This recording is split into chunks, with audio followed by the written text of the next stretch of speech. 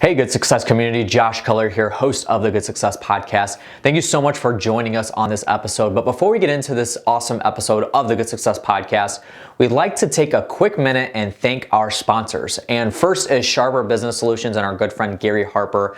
And listen, your business is a personal endeavor that you have poured your blood, sweat, and tears into. Sharper Business Solutions is a full-service solution to help you scale your dream. Sharper Business Solutions implements the Sharper process and other key systems, giving you the confidence and freedom to keep growing and scaling as a company. The Sharper team wants to come alongside you and provide the resources needed for long-term growth and success. Schedule your free consultation today at sharperprocess.com. And let me tell you, these guys are amazing. A lot of our mastermind members have hired Gary and the Sharper team to come and implement EOS and processes and systems into their business, and their scaling is very, very much apparent, and they've grown exponentially. So make sure you guys check them out one more time. That's sharperprocess.com. And we'd like to say a quick thank you to Veterans Path Up and our good friend Ken Lacey. And Veterans Path Up's mission is to provide affordable, stable housing to veterans and veteran families through the use of shared living, single-family residences, and ultimately a path to home ownership. Their emphasis is to provide housing for homeless, working, and disabled veterans, many of whom do not qualify for long-term support from any government agency. Veterans Path Up ascribes to the philosophy of helping those with a hand up as opposed to a hand out. Veterans Path Up provides a critical link to the veteran by bridging the gap to other supportive veteran services. This is accomplished through education and awareness to available support, with the ultimate goal of getting the veteran and family on a path to self-sufficiency. Through the use of private and philanthropic funding, Veterans Path Up acquires, rehabs, and places veterans into the appropriate housing for where they are with respect to their current financial picture. Improving neighborhood housing and showing veterans a path up strengthens the community and strengthens the country while helping those who have protected our freedom. You can visit veteranspathup.org to make a donation or find out how you can help impact our veterans even further. So without further ado, let's take a quick sneak peek of what you'll hear on this episode of the Good Success podcast. I mean, we already talked about it, which is your network is your net worth, but it extends so much more than that. It becomes your joy, it becomes your cash flow, it becomes your passion, it becomes your purpose. The people that you hang out with the most will impact all of those things: your purpose, your passion, your joy, your ability to give, your ability to get results, to grow. And so your network is all of those things all together. It's something nobody ever teaches about anywhere. So I think it's absolutely critical.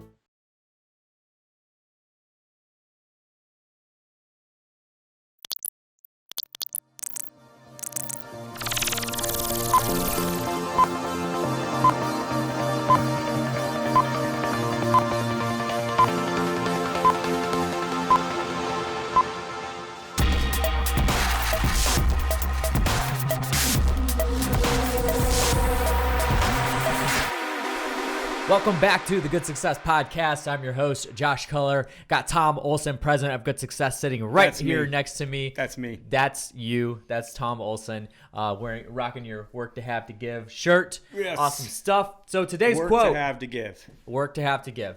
That could be today's quote, but I'm going to save it for another episode. Yes. So today's quote is, no matter what happens, you're going to run into obstacles. So go around it, jump over it, go underneath.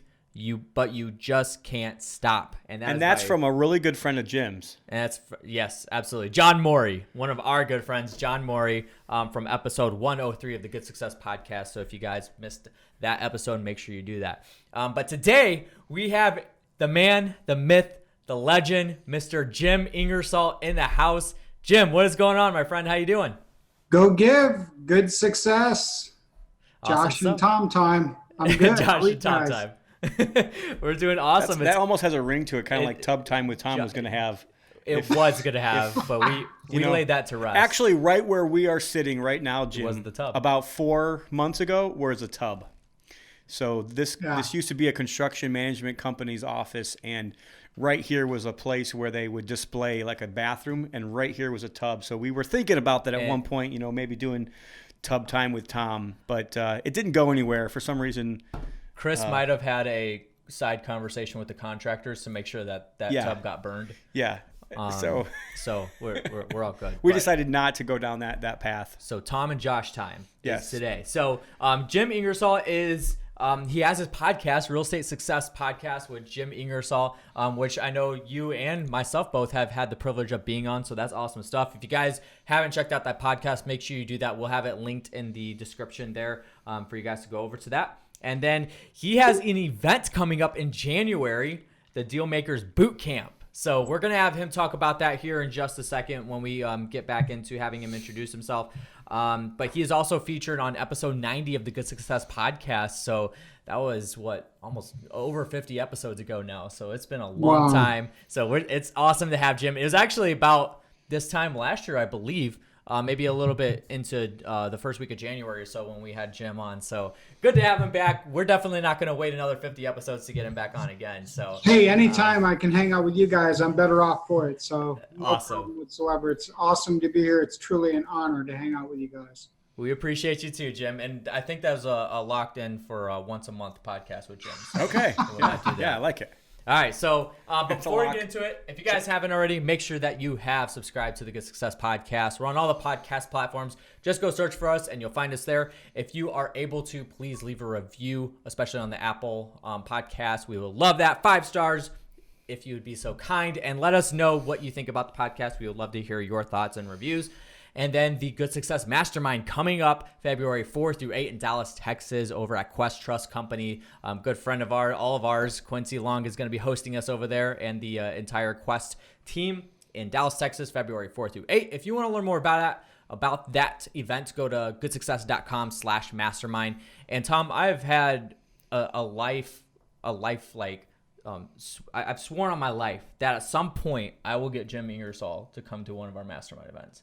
It's just something that has to happen. Like I've made that pact with myself. It's gonna happen. I'm gonna have Jim Ingersoll in the flesh at one of our masterminds. So whether it's 10 years from now or whatever, but he's gonna be there at some point. I'm gonna make sure of it. Right, Jim? Don't we put you on the spot? He definitely stalked me. I The next one's in March.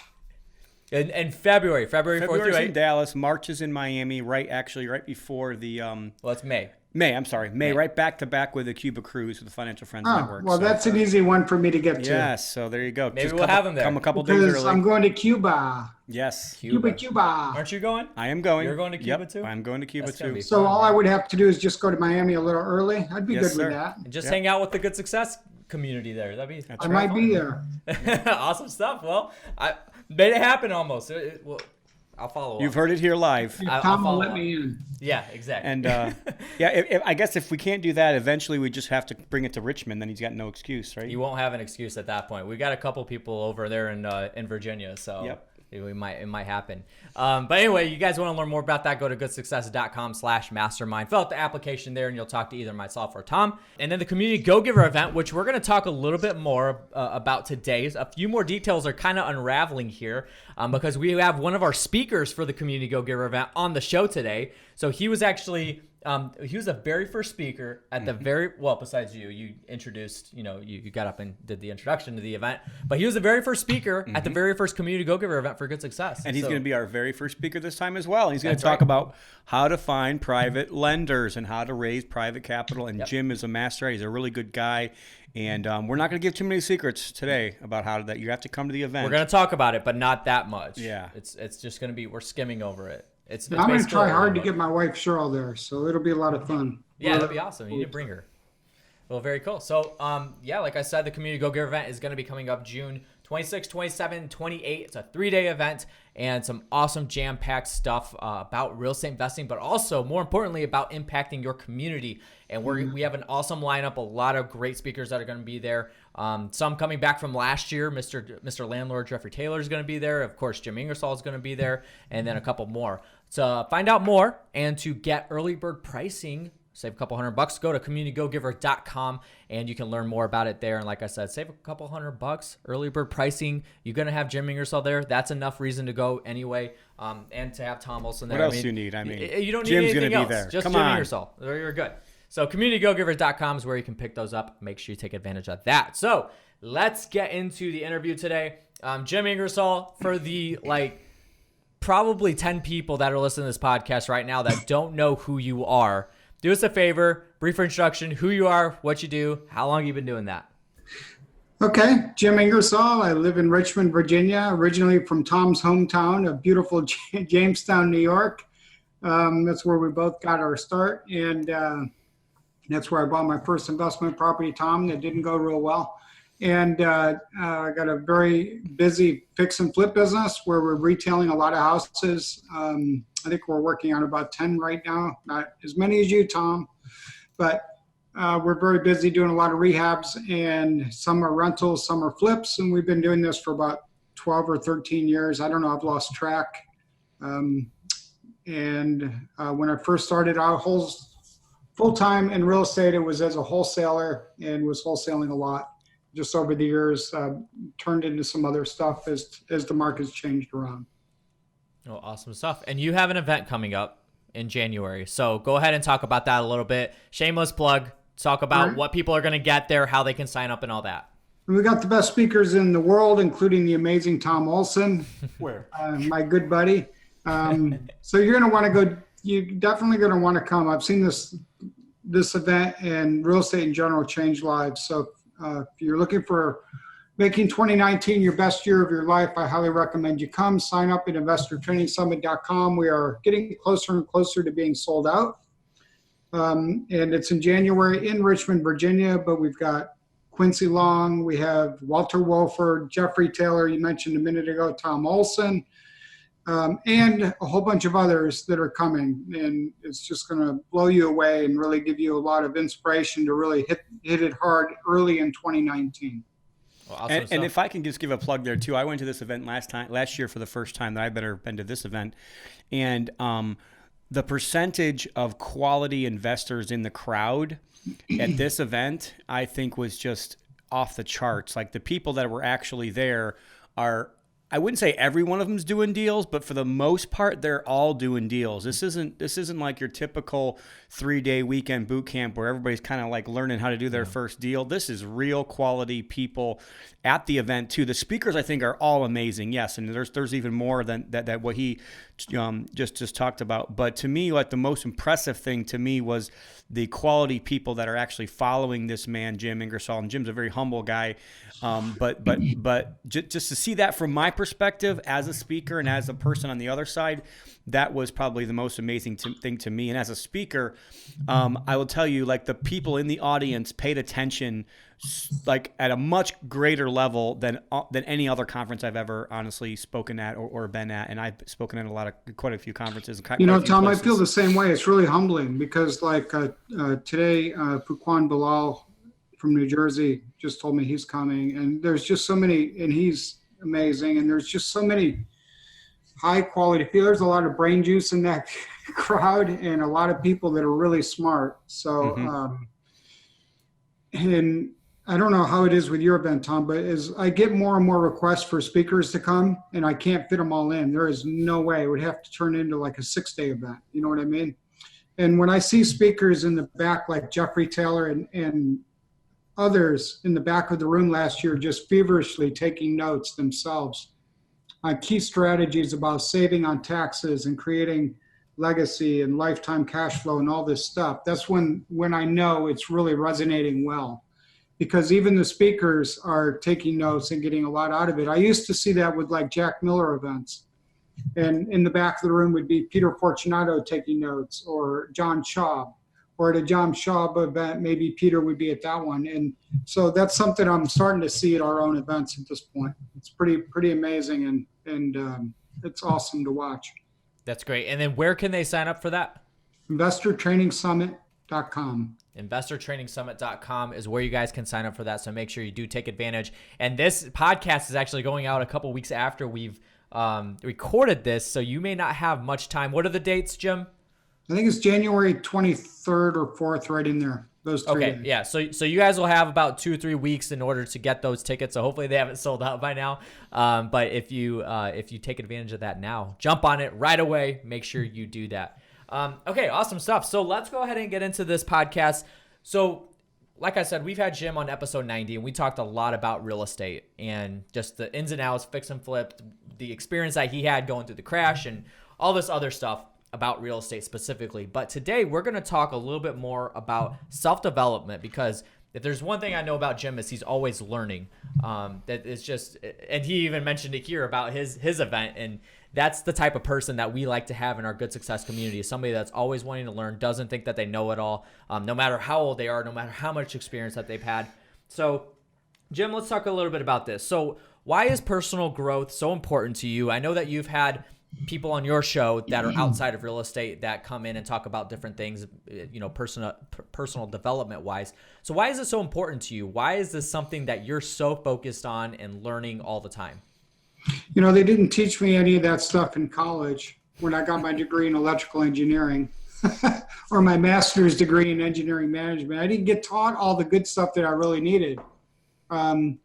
And it's, I think it's John Wooden that said, it's what you learn after you think you know it all that really matters. Yeah.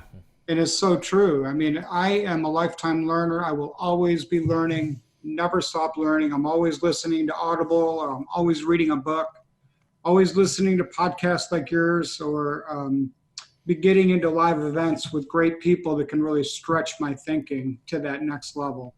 And all of those are really critical. And I would say, like, when I was your age, Josh, nobody told me about that. I didn't really understand it. I had my degree, I was working hard, and I thought, the corporate ladder looked okay. It was good income and everything, but nobody ever taught me about getting out there and making it happen on your own and building your own future instead of somebody else's. And it was really not until I read Rich Dad, Poor Dad, and I realized that I was just trading time for dollars continually. And so at that point, that was probably one of the earlier books that I read where I'm like, I've got a lot to learn. And I've never stopped learning since. I mean, I'm listening to 2 books on Audible right now. One is The Dichotomy of Leadership by Leif and Jocko, and their first book on extreme ownership was great. So I do like leadership books. I like personal development books. For a long time, I learned a lot from Jim Rohn. He came out and said, you're the average of those 5 people. And I took note, and I thought, boy, I got to look at who my 5 people are, And he was right. So I learned a lot from people like Jim Rohn, even after he's dead, you know what I mean? But his legacy builds on, and Darren Hardy and so Tony Robbins and so many other guys along the way. That it's just something I'm always focused on. And I'm glad you brought that up, because nobody's really asked me about that before, Josh. No, absolutely. I love that. So then what are some of your favorite ways of personal growth? I know that you mentioned reading books. So maybe so you mentioned one specific book, but maybe name a couple other specific books and specific things that you have learned from those books or other resources. I really like the series by Jocko and Leif on extreme ownership and The Dichotomy of Leadership for Leadership. Traction is a great series, as you guys know. There's just so many, Josh. I just ordered 2 more books. But one of the things you can do is you ask your network what you're reading, right? So Walter Wolford just sent me a book referral on communication. So I've got that one coming. I think it just got delivered this afternoon. So I'm always reading physical and books. And I'm also always listening to Audible. And there's just so many books, from essentialism to deep work to Darren Hardy's book, The Abundance Effect. So many, there's just like too many to really name. But I think everybody should take away an action plan and find one, read that one, and start to implement those practices. Josh, one of the early books that really impacted me was Think and Grow Rich. For years I kept thinking that book is like, 90 years old, 80 years old. And what do I care about Henry Ford and Carnegie and Napoleon Hill and all these guys? But the first time I read it, I thought, wow, this is really insightful for such an old book. It's amazing. So the first year that I read Think and Grow Rich, I ended up reading it 3 more times in the same year. And some of those things it talked about really helped me focus on what I really wanted to do. And then you go to like all the way to today with like Darren Hardy and, Grant Cardone and 10X and so many others along the way. But that was one of the earlier ones I had read as well. Yeah, it's really funny. Like our previous pastor, Brother Hiles, used to always say, the two things that will change your life are the people you meet and the books you read. And that's what we always hear constantly over and over and over on this podcast, Josh, is it's either your network is your net worth, or this is the book I read, and this is like how I've grown. It's always about one of those two things, the people you meet or the books you read. And it's kind of funny because our pastor just said something this week at church that I was like, oh, that is a great statement. And he said, the biggest room in this room is my personal room for growth. And whenever I stop thinking that I can grow, like I stop taking ownership, I stop, thinking what parts of this do I need to change, or what part of this situation can I own? And it's almost exciting once you figure out what it is that you did in a situation, or once you figure out what you can change. It's like exciting because now you're like, you have a better path. Like tomorrow is going to be brighter because I learned something today that's going to get me to where I want to get to, or my purpose that God's given me in my life. So, but you can't get that way if you don't have the right mindset to go out and get people and to network and to talk to other people and be open to what they have to say, or even criticism. I was at an event last week where a guy, he seriously questioned one of my plans, and I was like, I really need to think about that. But if I didn't have that open mindset to listen to other people's potential questioning of myself, I would never grow. I would never question myself. And people that don't read and don't go out and network pretty much think, whether they think this or not, they're acting as if they know it all. Mm-hmm. And Jim is not that way, and that's one of the reasons why so many people love him so dearly, is because he is that humble person that's always listening and always trying to learn and trying to get better himself to help other people get better. I mean, yeah, and there's just so much. So, I mean, there's so many books we could talk about. The Miracle Morning, you could talk about the 12-week year, they just came out with like a new thing, and they're all really, really good. And then more from the spiritual side, I remember reading years ago, Purpose Driven Life, where I love, one of my favorite authors is Max Lucado, really gifted writer. And so I just love to read. I didn't used to when I was your age, Josh. I wish I had. Yeah. No, I totally agree. And I didn't even really pick up reading. And it's funny that you mentioned, I was even going to take that a little further, because I feel like sometimes people only read because of the people that they met. And the people that they met dictate what they read, right? So, for instance, I was never interested in reading until I started hanging around Tom and all the, the network that he got me in and everything, and the people like you, Jim. Like, I never was interested in reading. And then I discovered all the knowledge that you guys were, being a conduit with. And I'm like, man, maybe I need to learn that stuff. So then that's when I started picking up books and reading. And now it's an addiction. Like, you just can't stop learning. And I think an important thing too is what you mentioned was, like, Jim is the quintessential example of a conduit to me, because he takes that knowledge and passes it on to somebody else and allows other people to be a beneficiary of the knowledge. And Josh, congratulations on the first 25. I've been reading that as well. I love it when friends of mine publish books. Rich Lennon's wife, Stephanie Lennon, just published one about what would water do. Yeah. And overcoming obstacles. I've got that one in queue. So yeah, and then I got one right here. I'm about to knock over our banner. So this guy Max Keller came out with a book too, which we're gonna get him on the show pretty soon. But he was in your mastermind, and that's how he met us. And then I've got his book right here as well. Yeah. So I got so many friends publishing books. And I left Tom's book in Indiana, so I haven't read that. But and Tom's in the process of writing a couple more. Just finished one that we're about to be publishing, early January, and then another big one that's gonna be coming out soon. But so you talked a little bit about leadership, and you even mentioned the book Extreme Ownership, which is authored by Jocko Willink and Leif Babin.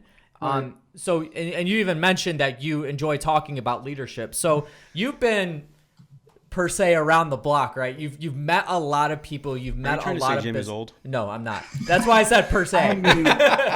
I'm all right with it. I prefaced that. I'm coming to grips with it. But you've met a lot of people. Met a lot of business owners that possibly have some employees and people that they're actually leading. What are some big things that you have noticed with the knowledge you've consumed from leadership and your personal growth in leadership? What are some things that you have seen in other leaders that maybe are gaps or things that they need to do more of or do less of? So what are some things that you have noticed? Well, I don't know. I mean, you got to take your vision and you got to convey it. You got to create goals. And then you got to learn to delegate. You got to build your team. You got to get the right people in the right seats. So it's a pretty wide topic. But I mean, you could take any of those, like delegating. Why does everybody really suck at delegating?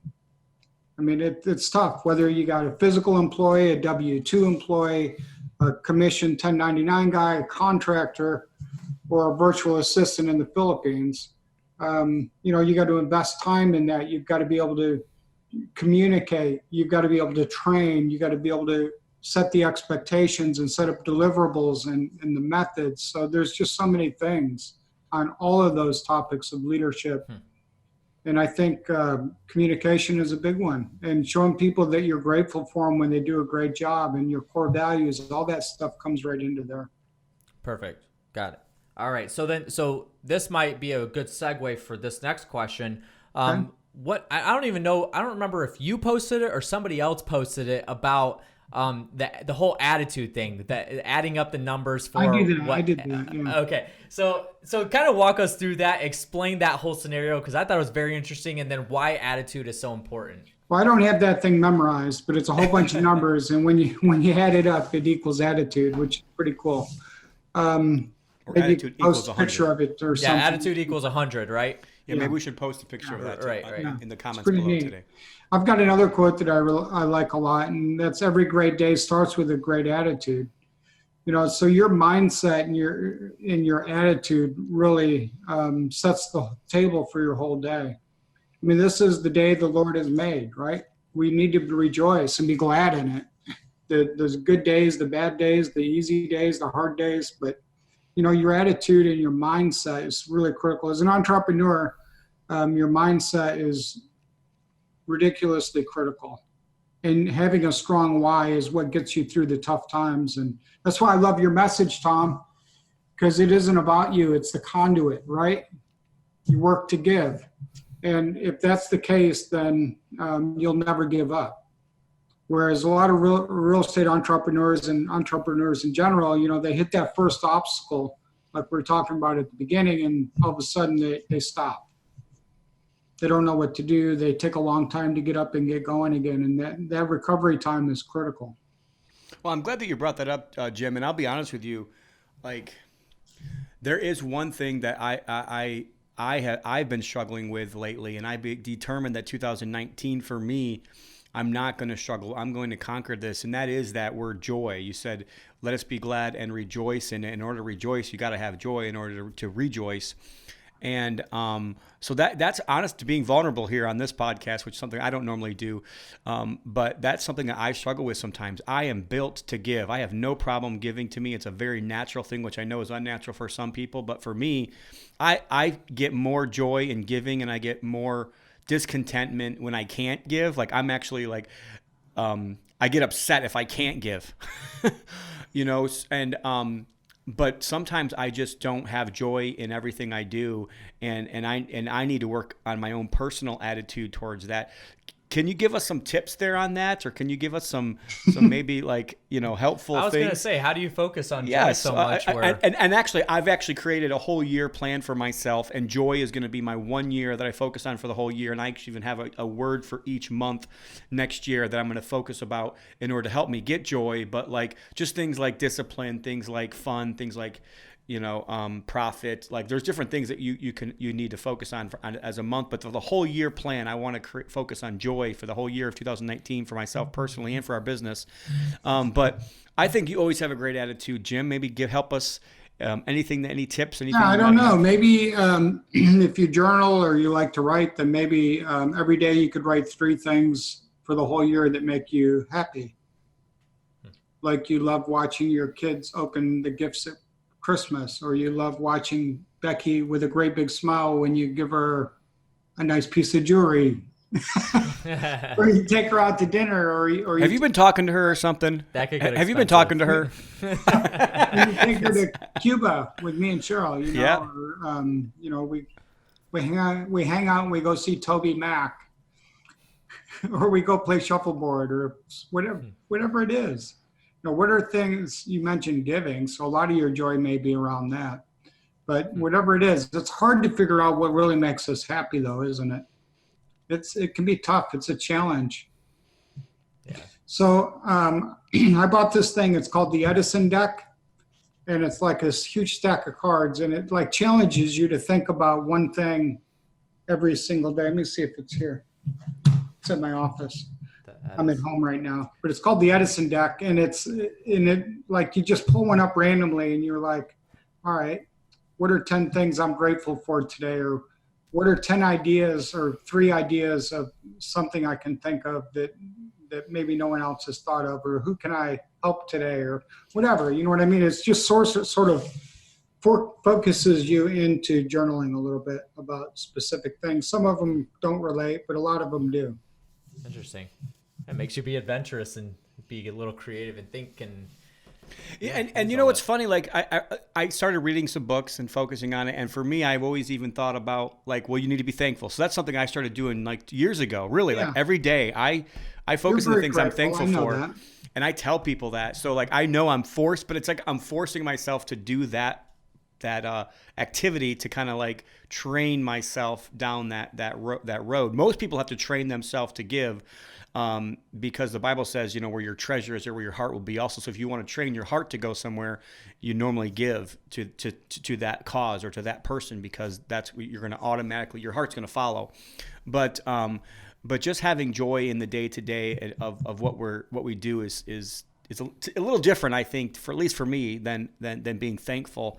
But I'm something I'm working on this year, and we're gonna probably talk about it a little bit more, and I'm gonna probably do some of my own little extra podcasts based off of it. But I appreciate that, Jim. Well, maybe every house that you buy direct from a seller direct without a wholesaler or realtor this year, you could do either a video or just a picture.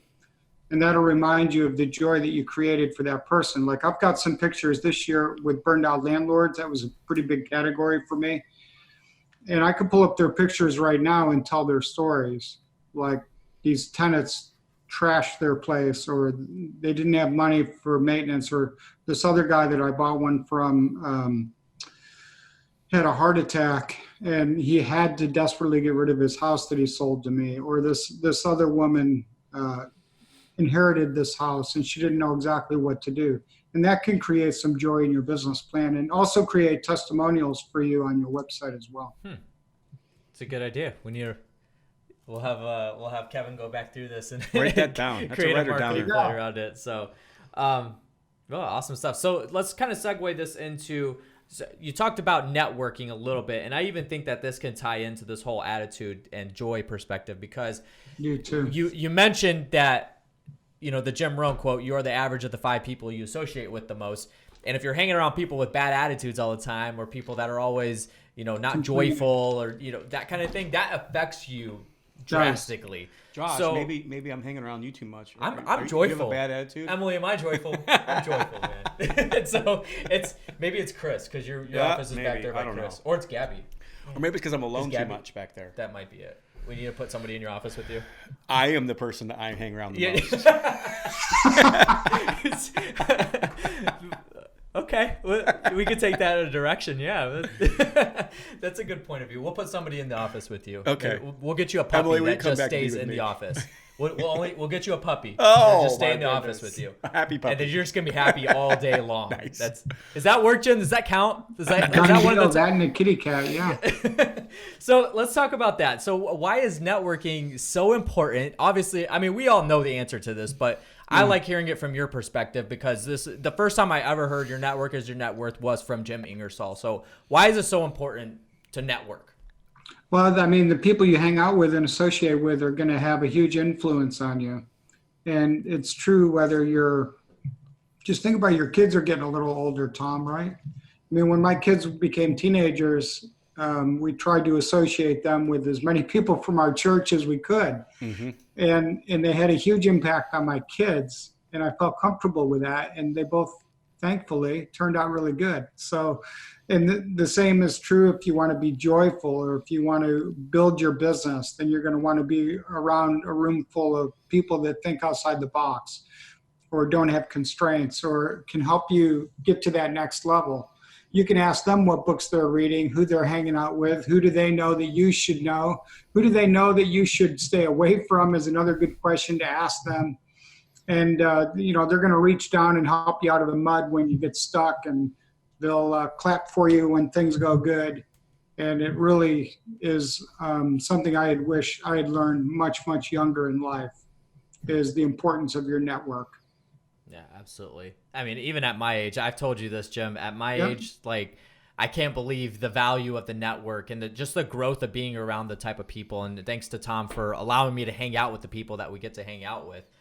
Isn't that the cool part about podcasting, though, too, is you talk to great people? Absolutely. Get to pick people's brains and just ask them questions that nobody else gets to ask them on a typical day. I mean, that's incredible. So, well, great stuff. Okay, so we don't need to expound on that anymore, because that's just, you guys know, network is your net worth. It's important to network. But Tom even mentions, I don't know if you want to go into it a little bit, your survival kit. Yeah, to me, sometimes it's not just about like how awesome you are on the good years. It's like, how bad do you not go under during the bad years? So I believe that and the Bible actually even teaches us this when it talks about the man that it might even say he was a lazy servant, but he was a servant of the king, and he was in trouble, and he was going to lose his job. And basically, what did he do? He went to his network, all these people that owed the king a bunch of money, and said, hey, if you'll pay up, I will give you a discount. And everybody in the world would have thought that the king would have been upset with him and saying, you're a bad servant because you're giving people a discount. But the king recognized the wisdom in that. And he basically said that you are a wise person for doing that, because he was using all this network as a safety net for if the king was going to come and fire him. The king ended up not firing him. But I think it's a really good, and it was actually, it was one of Jesus's parables that he talked about. But really, like, that's what it is for us. Like, our network is not only our net worth, but it's also our survival plan. It's also our safety net. And a lot of times we need to rely on that network when things happen. We talk all the time lately, about maybe we're at the top of the market, maybe we're going to see a real estate crash, which I don't really believe with 100%. I think there's just too much demand and too much money, and you don't see one sector go down twice, and there's all these different reasons why I don't believe that real estate's going to take a major hit here soon. It may take a little bit of a softening, but I don't think it's going to take a major hit. But if the economy tanks, or if there's something else happens, like, your network is the one that's really going to help you get through. And all the knowledge in the world is great, but you're going to have somebody to be able to go to be able to help you be that safety net for you when things get tough. So that's why I say that, is because of that particular instance and that practical application, that your network is not only your net worth, it's also your safety net or your survival plan. I agree. You should. I just wrote, your network is your net worth, but it's also your safety net. There you go. I like it. I mean, we can wordsmith it a little bit, but I thought it was a good idea. Like, safety net. It's a good quote for you, Josh. Well, it's his quote, so it's got to go with him. So I like it. Okay, awesome stuff. So then you talked about with network, these people that you network with, especially if they're local with you, they could tell you who to stay away from. That's one thing that you mentioned, and who you should go after. So maybe specifically contractors, right? So I'm sure that in your neck of the woods and in our neck of the woods, oftentimes people, not just our company, but people that are fix and flipping, refer each other to other contractors and stuff like that. What is one way, and you talked about this at our Community Go-Giver event a little bit, what is one way that you can build a good, solid community with your contractors? And no, never mind, I'm not going to say it, because that's the book that's coming out. But contractors, so how can you build a good community with your contractors? Well, I think your core values need to go to your job site. I don't think they need to just stay in your office on Main Street. That said, I mean, how do you convey that? I mean, ours are growth, gratitude, and development. So we want to grow our business. I want to grow our contractor base. That's like our pipeline. It prevents me from doing more deals if I want to do them. So the growth is important. The gratitude is just a foundation that we live with daily. It's just there. It's constant. And then development's really important. So how do we develop our guys? How do we help them grow their businesses? Tom, I've heard you say this. The contractors are good at fixing houses, but they're horrible at running businesses. So how can we help them do that? How can we help them with whatever they need so they can grow as well? So you got to take your core values and then just get them out into the job site. And then as far as growing your contractor base, like I said, your pipeline is really critical. And so I rely heavily on referrals. People ask me for referrals all the time. I had somebody ask me for an electrician about 2 hours ago. And it's smart to ask your network for referrals. I think it's really smart.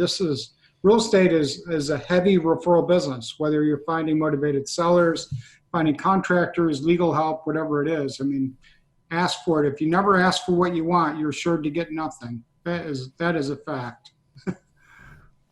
Yeah, absolutely. Do you have any thoughts on that? I know you. No, I mean, I've heard Jim say things like, he'll bring pizza or something to your contractors, yeah, or you'll go out. And I think that kind of goes along with what he was saying with gratitude. Like, you got to go out and express gratitude towards them. Like we do a contractor event every year. And actually for us, we even bring them into our office, we feed them, and then we even give awards out like we just did last weekend with our employees with a Christmas party. I give out core value awards, for our core values to our contractors, because I want them to know what our core values are and what we're looking for. Gosh, this is another one of those, like the biggest room in the house is the room for improvement here. And I mean, you can always get better at it. This is something that's why I wrote the book. That's something you should write a book about. That's something I should write a book about, right, Josh? I should write a book about contractors versus investors versus contractors. Right. That'd be a good title. That'd be a really good book, wouldn't it, Josh? It would. What do you think, Jim? I think it's a great idea. We should do it. I think we should come out with a book in January about that. Let's do it. So that's you could always get better. Don't get me wrong. I think the biggest thing with contractors is just the upfront expectation. And if you don't clearly set that and you don't have boundaries and then you don't hold them to the upfront expectation, then they will walk all over you. But you've got to have the upfront expectation and you got to be fair on both sides. Same is true for your tenants, by the way. Exact same thing. Yep. And employees. I mean, everything. It's all the same, really. Like you have to have the right upfront expectation and you have to follow through on both sides. But I think at the end of the day, the mindset for the investor has to be that the contractor is a valuable asset to them. They're not just a spoke in the wheel. They're not just a part of my business. They are like a valuable asset. Just like a house is a valuable asset, a contractor is also a valuable asset, and vice versa. Contractors need to change their mindset sometimes where sometimes they look at investors and they're like, oh, you're the cheapest guy in the block. Why would I come work for you? Well, I can be a very valuable asset to you as well. And that's kind of, a lot of what I talk about in the book. So same is true with private lenders. I mean, Absolutely. the whole thing, all these are all just different networks to me, but they're all very important. But you should always be building lists. And one of the lists that you should always be building is electricians, plumbers, HVAC, general contractors, carpenters, tile guys, everything, all painters, drywallers, foundation experts. You should always be building these lists of guys that you can call on and give them sometimes I try to give guys a job just so I can see if they're going to be a guy I'm going to call again. Yeah, same here. Let's see how they do.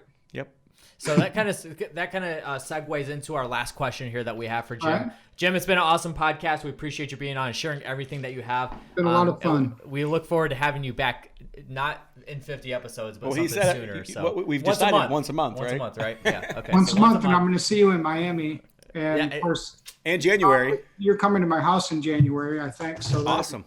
Let's do it. Awesome stuff. So that kind of conversation at the tail end really segued into the next question, which is the topic that Jim is actually going to be talking about at the Community Go-Giver event in June for us. So we're going to talk about this a little bit, but not go too deep, just a little bit, because Jim's going to do an entire presentation just give us a taste. At the Community Go-Giver event, so it's just a taste. So some things to know about raising private money. You talked about having upfront expectations with lenders. Maybe that's one thing. So let's talk about things to know about raising private money. What do you got for us? Well, what you don't want to do is just find one of these pretender lenders on Facebook who say they're going to give you all this money. They're at 5%, right? Unlimited funds at 5%. Don't do it that way. But people do, and they make that mistake. They think it looks so easy, and we'll just send them a little deposit to their PayPal account for $500, and then they disappear or whatever. But So you don't do it Just that give way. me your social security number and we'll get you a loan. Yeah. It's ridiculous. And it's all over LinkedIn also. So be careful of that. But you also don't want to just go out there and start raising private money to the masses, because you can get in trouble with securities. But what you do want to do is build a relationship with somebody and teach them how they can participate in your deals, and teach them how they can create some cash that they can lend to you. So it could be in a retirement account. It could be in their home equity. It could be a small business owner with excess cash ready to invest. I mean, right now, the stock market's dropping again like crazy today. So right now, it should be easy to go out and get money for private money and get all the money you want for your deals. And so I think it's important to build relationships. It all comes back to your network and having the right people in the right room and the right circles with you, and then just training them how they can participate in your deals. And I wouldn't train them on being a hard money lender. Points only exist to banks and hard money lenders, guys, right? So give them a fair return, maybe 6 or 8 or 10%, but you don't really need to talk about points. You want to deal with people that are used to earning 1.5%, 2% in a CD. When they hear 6%, you're going to actually scare them. And if you say 10% or 15%, they're going to think you're a fraud. So you got to be careful of that. But there's a lot of different ways you can raise private money, and I look forward to doing that next summer for sure. Absolutely. That's the sizzle. A teaser. You'll get the steak if you pay for the community go event and come. That's right. It's a topic I really like, so I do look forward to it. It's really Great stuff. Great stuff.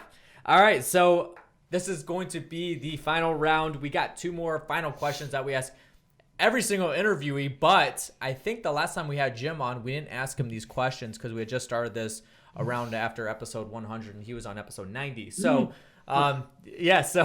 so the two questions that we ask every single interviewee. Number 1, when you hear the term good success, you've known Tom for a long time. You've known me for a couple of years now.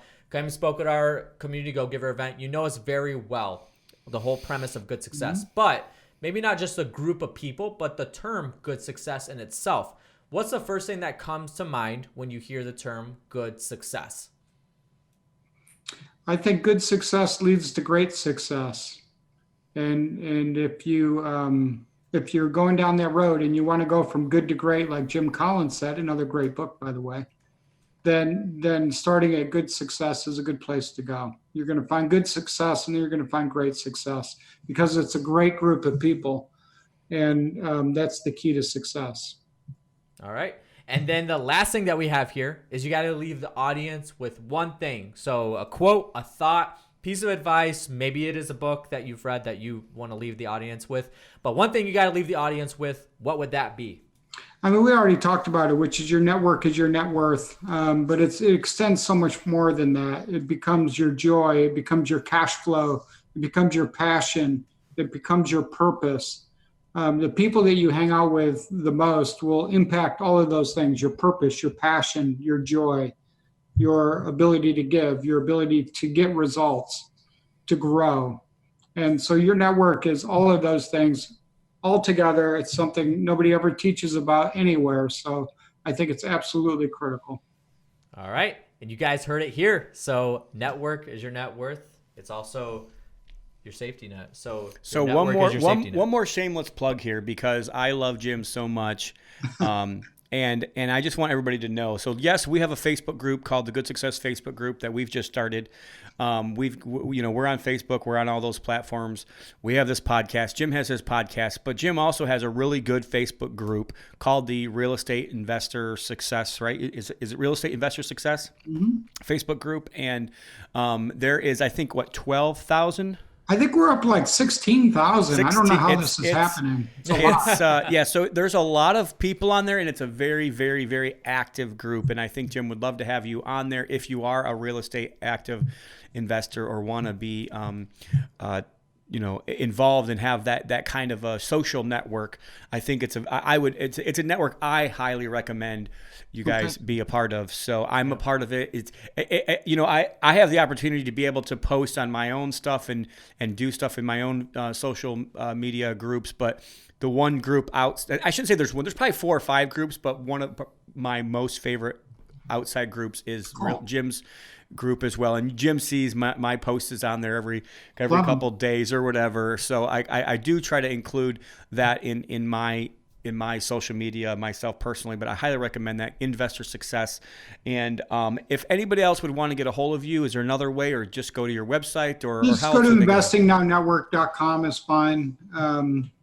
And hope everyone registers to join us, Tom, in January at investortrainingsummit.com, because I know it can impact somebody's 2019.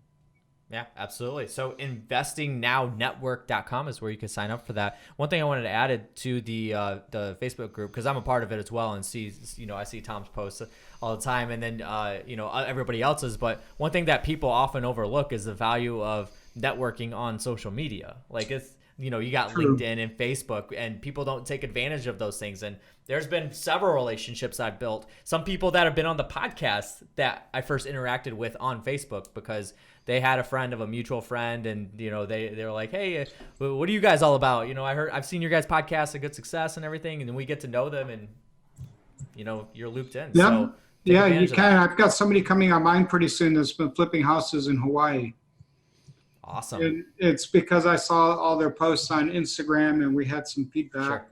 That's how I met Bob Berg online, Tom, was through Twitter, actually. And Awesome. Bob, of course, wrote The Go-Giver. Yep. That's great. You'll see. There you go. So the value of He's networking. truly a great dude. He's a cool dude, so it's good. Yeah. So networking in person, networking on social media. No, social media is not just for negativity, guys. Just remember that. So, but awesome stuff. So it should not be for negativity at all. Just so I can not. put that in there, guys. That's right. Yeah. I just wanted to squeak that in just a little bit. But so investingnownetwork.com is where you can sign up for Jim's event and learn more about it. Make sure that you check out his podcast if you haven't already, the Real Estate Success Podcast with Jim Ingersoll. Jim, we appreciate you being on the show today, man. It was awesome. Thank you for all the value bombs that you dropped. And we're looking forward to getting to see you very soon. Tom's going to see you in January, and hopefully I'll see you at some point very soon. In January, Josh. I'll see if I can. I'll see if I can talk to Tom and see if I can. Somebody's got to hold the fort down here. So. Guys. You guys are a great team, and you got an awesome podcast. So keep it rolling. All right, we appreciate you, Jim. Thank you for being on. We look forward to having you back soon. So that is going to do it for today's episode. We appreciate you jumping on and listening to the Good Success Podcast. And if you haven't already, make sure you have subscribed, leave a review, 5 stars if you would be willing to. That would be absolutely amazing. On Apple reviews, make sure that virtual high five. Yeah, virtual high five and a 5-star. Yeah, there you go. So make sure you leave a review. We would love to hear your thoughts on this podcast. And then the Good Success Mastermind coming up February 4th through 8 in Dallas, Texas at Quest Trust Company's office. All you got to do is go to goodsuccess.com/mastermind to learn more about it. There's a couple videos, some stuff on there that you guys can check out to learn more about our group. Fill out the application there, and then you'll get on a phone call with either myself or Tom Olson.